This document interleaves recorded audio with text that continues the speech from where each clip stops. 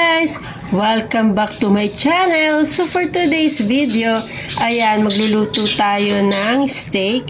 Ito ang ating sangkap. Meron tayong buttermilk, meron tayong sea salt, olive oil, pepper, and rosemary leaves.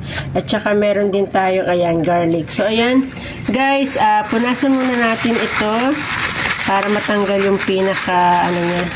Pero na-drain ko na siya kanina. Guys, easy lang siya yan eh. Tapos kabilaan. As madali lang to guys lutuin. Ayan guys, hapon na guys. Ayan, good afternoon sa aking mga subscribers and followers and my Facebook. Ayan, shout out po sa inyo. Carlos Vlog and Sweet Abby Bayadis. Hello everybody. Come on. What's na kayo? Ate JB. Hello po. And sa lahat, thank you so much for watching my video. Lagyan na natin siya ng paper or pamintang durog. Kabilang side naman po. Yan, kabilang side lang.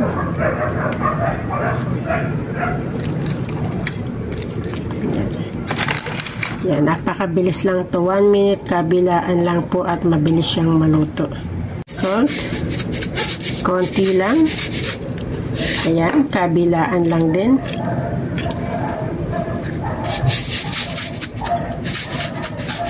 Ayan guys. And then, kabilang side, lagyan uli natin. Okay. Lagyan na tayo ng ating olive oil. Ating butter. Guys, at ilagay muna natin ang ating bawang. Ay, ganyan muna natin. Sutay. Mekos. Pag ito ay medyo golden brown na, saka natin ilalagay ang ating beef steak.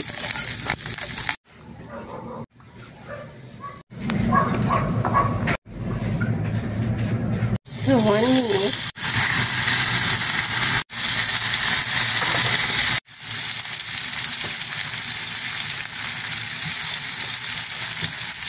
Rosemary guys. Now guys, ito na natin.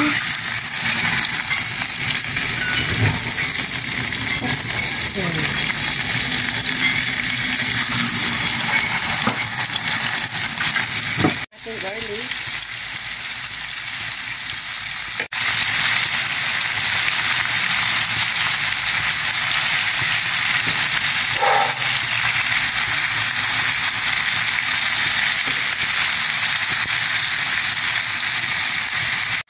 Another 1 minute. So, tapos na ito guys. So, ayan guys. Nakaluto na tayo ng steak. I hope nag-enjoy po kayo sa aking video. Maraming salamat po. Magandang buhay.